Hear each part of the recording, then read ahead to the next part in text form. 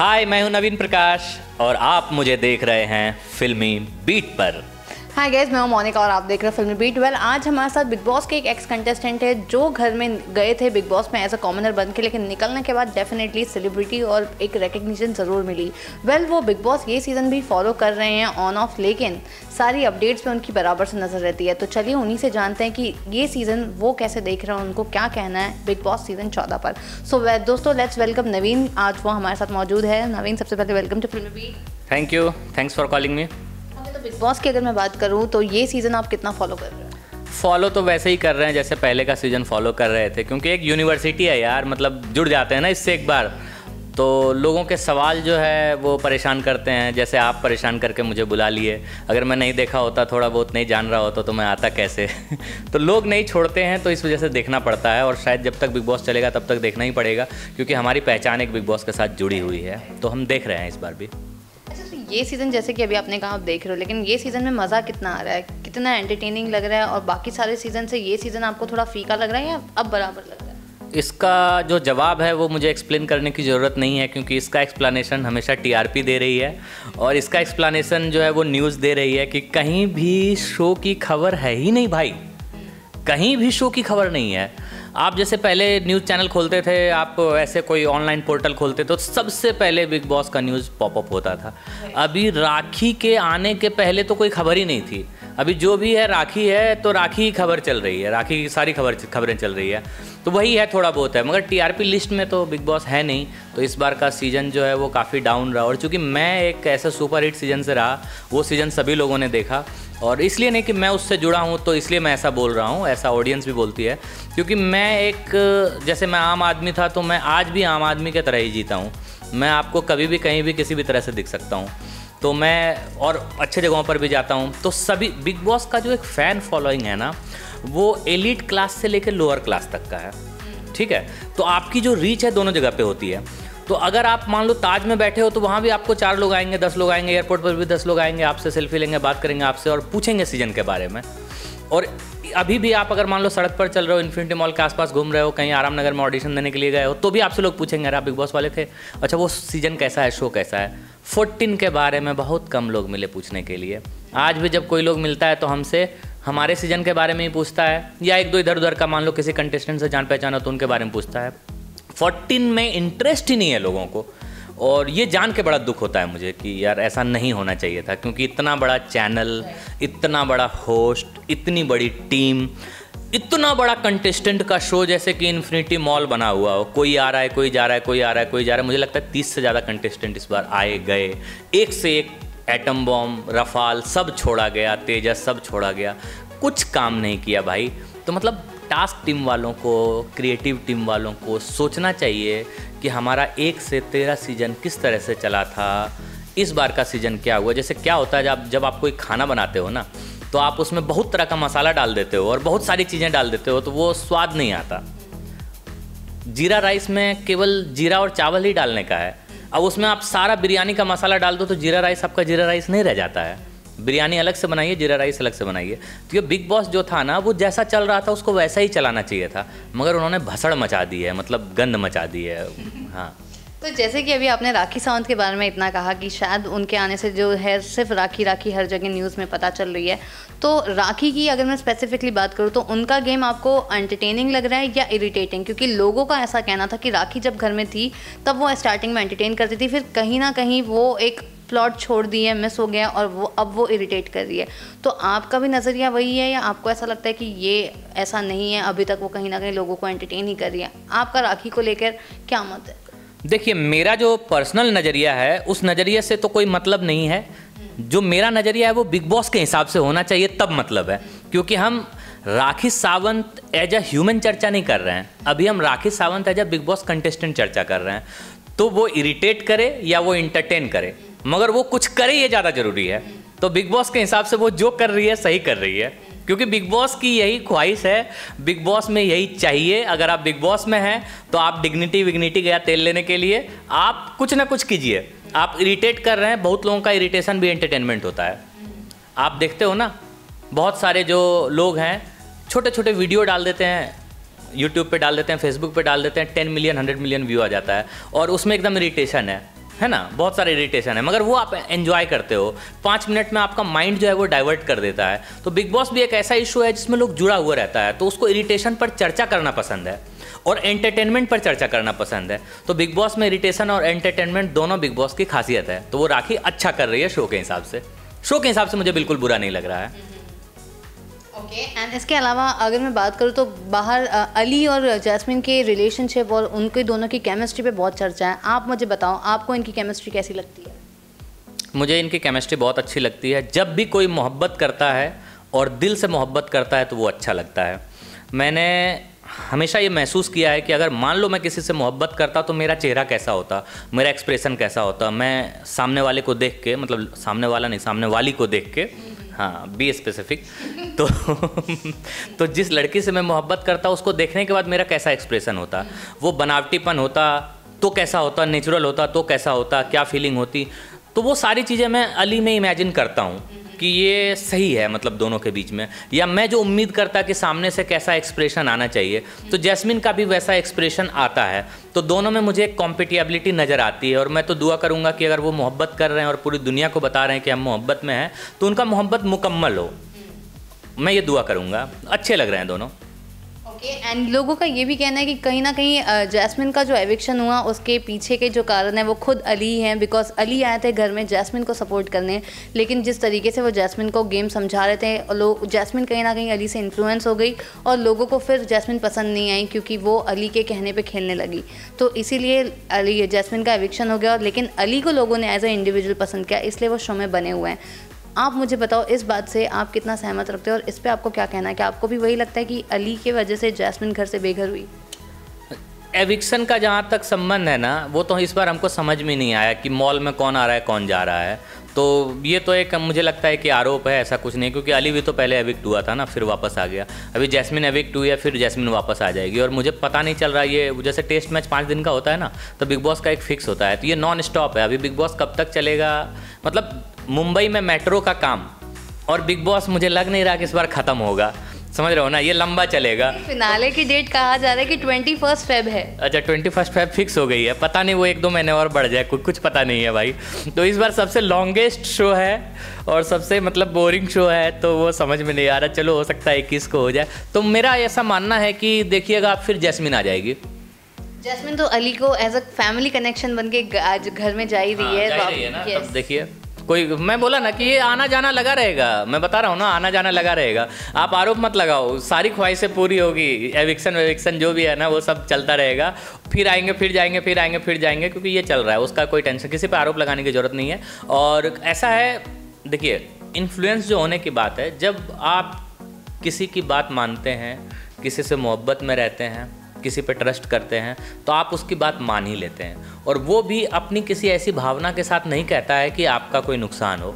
और कई दफ़े होता है ना कि आपने पत्थर फेंका निशाने पे लग गई, आपने पत्थर फेंका निशाने पे नहीं लगी, ठीक है पूरे, तो बस वैसा हो गया होगा। तो हो सकता है कि थोड़ा नुकसान हुआ जैस्मिन को, लेकिन मुझे नहीं लगता कि ऐसा कोई नुकसान है, किसी और कारण से निकली होगी, इस कारण से नहीं निकली होगी। ओके, एंड साथ में अगर मैं आपको पूछूं रुबीना और अभिनव, इनका गेम कैसा लग रहा है और इनके इक्वेशन के ऊपर आपको क्या? दोनों का गेम अच्छा है, वो दोनों अच्छा खेल रहे हैं। मुझे थोड़ा जो वीक नज़र आया वो रुबीना का ही जो है वो वीक नज़र आया पॉइंट, क्योंकि अभिनव कई जगह पर एकदम काफ़ी स्ट्रॉन्ग रहा है, काफ़ी तटस्थ रहा है, उसने सही खेला है। रुबीना कहीं ना कहीं हिली डुली है, मतलब वो कहीं मुझे थोड़ा ब्रेन से कभी कभी ब्रेनलेस लगी है कि यार ये इस जगह पे इसको ऐसे करना चाहिए था, तो ऐसा है। मगर अभिनव बहुत अच्छा है।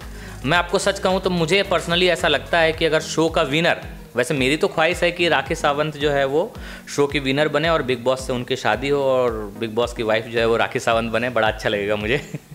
लेकिन अगर शो का कोई डिजर्विंग विनर है तो वो अभिनव है, क्योंकि पहले दिन से उसने झेला है हर चीज़ को और वो टिका हुआ है और उसके ऊपर कई हमले हुए और सारे हमले को वो झेलते हुए, और साथ में जब आपकी बीवी हो, ठीक है, और आपकी बीवी खूबसूरत भी हो और आपकी बीवी टीवी की स्टार भी हो और वो 150 कैमरों के सामने हो, उसके बाद सबको झेलना, बीवी को भी खुश रखना और जोरू का गुलाम भी नहीं होना, मतलब सारी चीज़ों से बचते हुए अगर कोई एक आदमी बाहर निकला है तो वो अभिनव है। मेरी ये ख्वाहिश है कि सलमान खान जब हाथ उठाएं तो फिर वो अभिनव का हाथ उठाएं और शो का जो वो है नाम है विनर का, वो अभिनव का नाम लिखा जाए, अभिनव शुक्ला।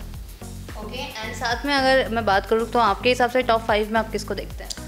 टॉप 5 में देखिए, मैं अगर वैसे आप देखें तो मैं तो 1 नंबर पे राखी सावंत को रखता हूँ, 2 नंबर पर मैं अभिनव को रखता हूँ, 3 नंबर पर आप अली को रख सकते हैं, 4 नंबर पर आप रूबीना को रख सकते हैं और 5 नंबर के बहुत दावेदार हैं। अच्छा, हाँ।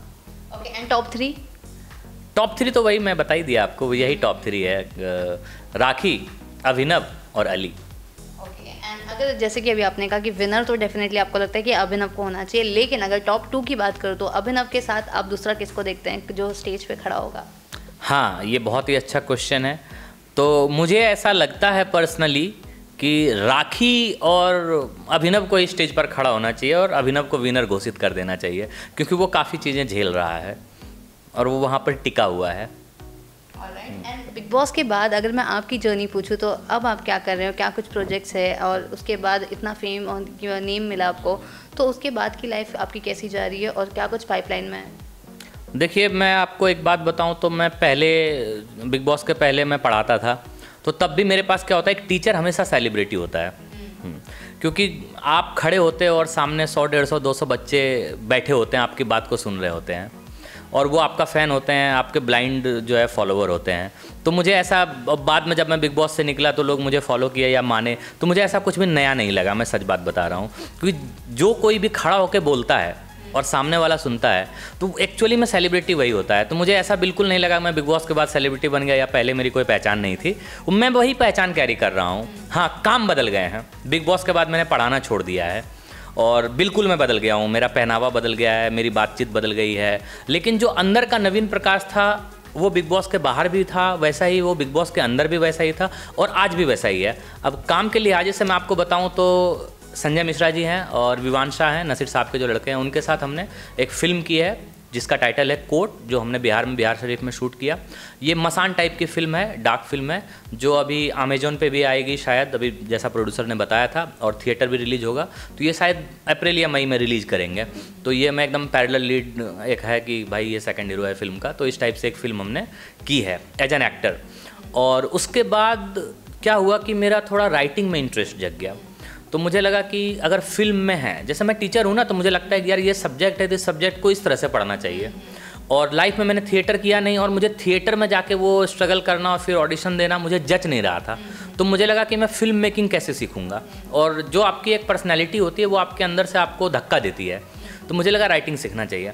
तो मैं, एक डायरेक्टर है सूसी गणेशन साहब, जो है तमिल के बहुत बड़े डायरेक्टर हैं और उन्होंने इधर शॉर्टकट रोमियो हिंदी में बनाई थी, तो उनके साथ मैंने एक फ़िल्म लिखने में मतलब उनका सहयोग किया। तो मैं एज ए डायलॉग राइटर उनकी फिल्म मैंने लिखी, 3 पहले 2 का जो रीमेक है वो मैंने लिखा। उसको विनीत सिंह और उर्वशी रौतेला कर रहे हैं। तो एक एज ए डायलॉग राइटर मैंने लिखा। फिर मैं एज एन असिस्टेंट राइटर जो है राजकुमार संतोषी सर के साथ एक गांधी गोड से उनकी फिल्म आ रही है। तो ये एक हिस्टोरिकल फिल्म है, पीरियड फिल्म है। तो उसमें 1947 के पहले की पूरी कहानी है जो गांधी और गोडसे के बारे में पूरी दुनिया जानती है। तो मैंने थोड़ा सिविल्स का रहा हूँ मैं पढ़ाने वाला, तो मुझे हिस्ट्री और इन सब का नॉलेज था। तो मैंने सर के साथ लगभग 7-8 महीने इसकी राइटिंग पे काम किया। तो मैं उन दोनों के साथ में स्क्रीन प्ले और डायलॉग का जो टेक्निकलिटी होता है बेसिकली, वो मैंने 1-1.25 साल उसमें मैंने इन्वेस्ट किया। मगर जो मैं बचपन से था, मतलब जैसे होता है ना आदमी का कि मैं मुंबई जाऊंगा, हीरो बनूंगा, हीरोइन से मिलूंगा, ये करूंगा वो करूंगा, तो मेरी कोई ख्वाहिश नहीं थी बचपन से मुंबई आने की। केवल एक छोटी सी ख्वाहिश थी कि बचपन में मैं दिनकर की कविताएं पढ़ता था, तो मैं दिनकर की तरह कवि बनना चाहता था। तो फिर धीरे धीरे मैं जावेद अख्तर, गुलजार, इंदिवर, समीर, इन सब के बारे में जानने लग गया, गाने सुनने लग गया। तो मुझे लगा यार गीतकार बनना सबसे अच्छा होता है, क्योंकि वो सब आपको सुनते हैं। तो मैं पिछले 20 साल से गाने लिखने की कोशिश मैं कर रहा था। तो वो मीटर पे नहीं आ पाता था, ये नहीं आ पाता था, वो जो एक प्रॉब्लम होती है। तो मैं एक नेचुरल लिरिसिस्ट जो है वो बचपन से था। अब जब मुंबई आ गया मैं, तो मेरा ये सिक्का चल निकला। तो मैंने कुछ गाने लिखे हैं, कुछ के बैकग्राउंड गाने लिखे हैं, कुछ ये लिखा है। तो वो सब कुछ मार्केट में आए हुए हैं, यूट्यूब पर हैं, कुछ अभी आने वाले हैं। तो आपको बिल्कुल आश्चर्य नहीं होगा कि 2-4-5 महीने में मतलब नवीन प्रकाश का लिखा हुआ कोई लिरिक्स अरिजीत सिंह गा रहे होंगे और वो गाना हिट होगा और आप कहेंगे कि मैंने इसका इंटरव्यू लिया था, ये लिरिक्स नवीन ने लिखा है। तो अभी मैं as a lyricist, as a dialogue writer, as a screenplay writer अभी मैं बहुत अच्छा काम कर रहा हूँ। और उसके साथ ही साथ मैंने जो एक फ़िल्म किया है कोर्ट, अगर वो आ जाती है और लोगों को मेरा काम पसंद आता है तो शायद मुझे एक्टिंग में भी मौका मिलेगा। तो ये 4 काम तो मुझे करना ही करना है, और जो जब जैसा मिलेगा, अच्छा काम मिलेगा वो करूँगा, कोई सड़ा हुआ गंदा काम नहीं करूँगा। मैंने कई ऑफ़र ठुकराए हैं, तो मैं कुछ सिद्धांत होते हैं हर इंसान के कि मैं गिर सकता हूँ लेकिन इससे ज़्यादा नहीं गिर सकता, गड्ढे में नहीं जा सकता हूँ। थोड़ा उबड़ खाबड़ जैसी अंधेरी वाली सड़क है ना, उतने तक मैं चल सकता हूँ। ऑलराइट, तो वेल आपने तो काफ़ी सारी चीज़ें की हैं और डेफिनेटली इतने कम वक्त में आपने बहुत। और मैंने शो किया है संस्कृति ऑफ इंडिया एपिक टीवी पर। हाँ, 30-31 एपिसोड एज एन एंकर मैंने किया है। तो वेल आप में तो काफ़ी टैलेंटेड हो, आप मल्टी टैलेंटेड कहा जा सकता है, इतने सारे काम आपने एक साथ किए हैं।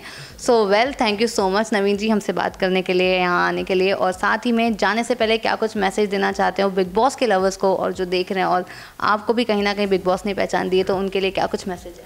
देखिए, मैं बिग बॉस का तो हमेशा शुक्रगुजार रहूँगा, क्योंकि उन्होंने हमें पूरब से पश्चिम दिया है, मतलब कोलकाता से मुंबई दिया है। लेकिन ये होता है कि पूरब में सूर्योदय होता है और पश्चिम में सूर्यास्त होता है, तो कुछ ऐसा ना हो भगवान की कृपा से, पश्चिम में मुंबा देवी की जो कृपा से है वो भी वैसे ही हो, क्योंकि हम तो बिहार के रहने वाले हैं। तो जो छठ का पर्व होता है उसमें डूबते सूरज की भी पूजा करते हैं और उगते सूरज की भी पूजा करते हैं, तो हमारे लिए तो दोनों समान है। तो मतलब ये है कि बिग बॉस ने हमें मुंबई दिया और मुंबई ने मुझे इतना कुछ दिया है, तो मैं हमेशा ये शुक्रगुजार रहूँगा बिग बॉस का। और बिग बॉस के फैंस को मैं ये बोलना चाहूँगा बेसिकली कि आप जो कर रहे हो ना सीजन 14 के साथ, बहुत अच्छा कर रहे हो, ऐसे ही करते रहो। जब ये लोग घटिया शो बनाए ना तो आप बिल्कुल मत देखो, और जब ये बढ़िया शो बनाए तो इतनी टीआरपी दे दो कि इनको समझ में आए कि अच्छा और बुरा में फ़र्क क्या होता है। और जब ये लोग बिग बॉस को इन्फिनिटी मॉल बना दे ना कि कंटेस्टेंट आज आ रहा है, कंटेस्टेंट कल जा रहा है, फिर आया फिर गया, फिर आया फिर गया, फिर आया फिर गया। हमारे सीजन में हमको ये पता था कि अगर हमने किसी को मारा तो फिर वो बाहर चला जाएगा, मगर उसके बाद ऐसा हुआ कि ये नियम ही ख़त्म हो गया। तो जब नियम और कानून बदलते रहें, फर्जी के अमेंडमेंट होते रहें, तो मेरे ऑडियंस, मेरे दोस्तों और बिग बॉस के फैंस बहुत अच्छी सज़ा दे रहे हो इनको, ताकि सीजन 15 ऐसा आए कि टीआरपी में बिग बॉस नंबर 1 पे हो और हमारी टास्क टीम हमारी चैनल को अपनी गलती समझ में आए। Thank you so much Naveen जी, आपने वेल काफ़ी कम शब्दों में बहुत ही बड़ी बात कह दी है। Thank you, it was pleasure talking to you and all the best for your upcoming projects. Thank you so much. Thank you very much.